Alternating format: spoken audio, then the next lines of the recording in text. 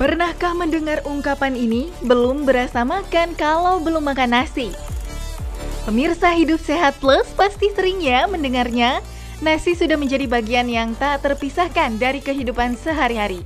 Bahkan menjadi makanan pokok utama di samping bahan makanan lain. Di Indonesia, nasi adalah beras yang telah dimasak sebelum disantap. Beras melalui proses pemasakan ini seiring dengan kemajuan teknologi, pengolahan beras menjadi nasi kini menjadi hal yang praktis dan mudah. Katanya proses pemasakan nasi dengan cara tradisional lebih sehat ya, benarkah? Siapa yang bisa menyangkal kenikmatan dari nasi ketika nanti juga bisa diolah menjadi berbagai macam olahan seperti nasi goreng, nasi putih dan nasi uduk. Namun jangan salah, nasi juga dituduh sebagai penyebab timbulnya beragam penyakit seperti diabetes dan obesitas. Wah, bener nggak ya? Makan nasi hangat memang nikmat, apalagi makan nasi dengan lauk dan sayur favorit Anda. Rasanya susah untuk berhenti.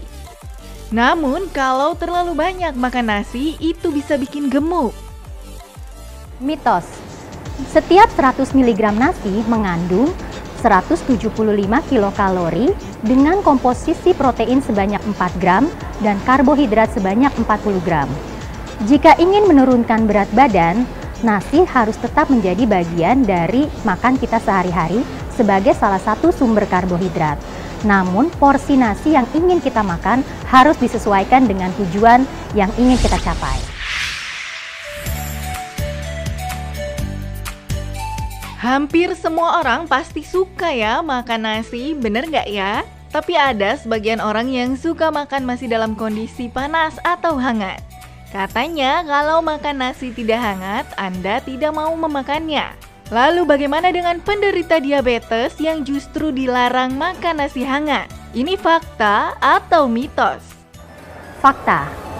Jenis dan proses pemasakan akan mempengaruhi indeks glikemik dari nasi yang kita makan.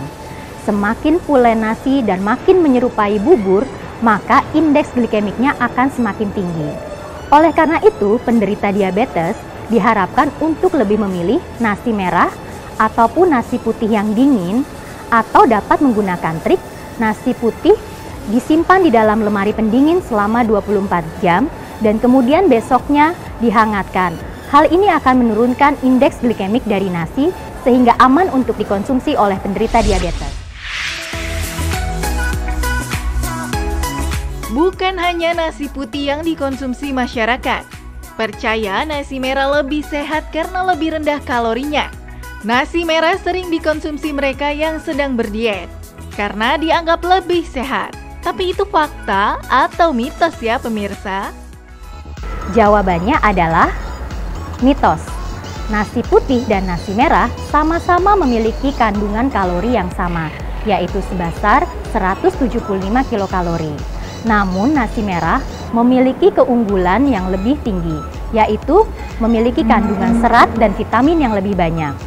Oleh karena itu, nasi merah lebih baik dipilih untuk penderita diabetes ataupun orang yang ingin menurunkan berat badan.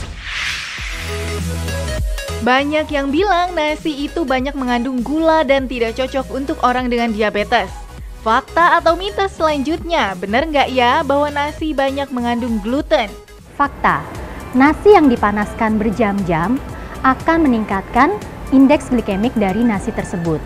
Karena molekul atom yang berada di dalam nasi yang dipanaskan akan terpecah sehingga menjadi dalam bentuk lebih sederhana dan kemudian akan meningkatkan indeks glikemik. Indeks glikemik yang tinggi akan meningkatkan kadar gula darah dan apabila terjadi secara terus-menerus, kadar gula darah yang tinggi ini akan meningkatkan risiko terjadinya penyakit degeneratif, salah satunya adalah penyakit diabetes. Bagi mereka yang tidak suka makan nasi, biasanya menggantikan asupan karbohidrat makanannya dengan kentang atau roti. Lalu fakta atau mitos bahwa makan roti lebih baik daripada makan nasi? Mitos, 2 lembar roti tawar setara dengan 175 kilokalori, sama dengan 100 mg nasi putih. Sehingga jika ingin menurunkan berat badan, pilihlah salah satu nasi atau roti. dengan porsi yang disesuaikan untuk tujuan menurunkan berat badan. Pemirsa, simak dulu yuk tips bagaimana cara konsumsi nasi agar nasi tetap nikmat dan sehat. Pemirsa Ayo Hidup Sehat Plus, jika Anda masih ragu untuk mengkonsumsi nasi, berikut tips untuk mengkonsumsi nasi yang tepat. Pertama, porsi nasi yang dimakan harus disesuaikan dengan kebutuhan tubuh, terutama jika Anda ingin menurunkan berat badan. Yang kedua, pasien diabetes mellitus dapat tetap mengkonsumsi nasi putih, namun porsinya disesuaikan dan disarankan untuk mengkonsumsi nasi yang didinginkan. Ketiga, nasi merah memiliki kandungan energi yang sama dengan nasi putih. Namun nasi merah memiliki keunggulan dari serat dan vitaminnya.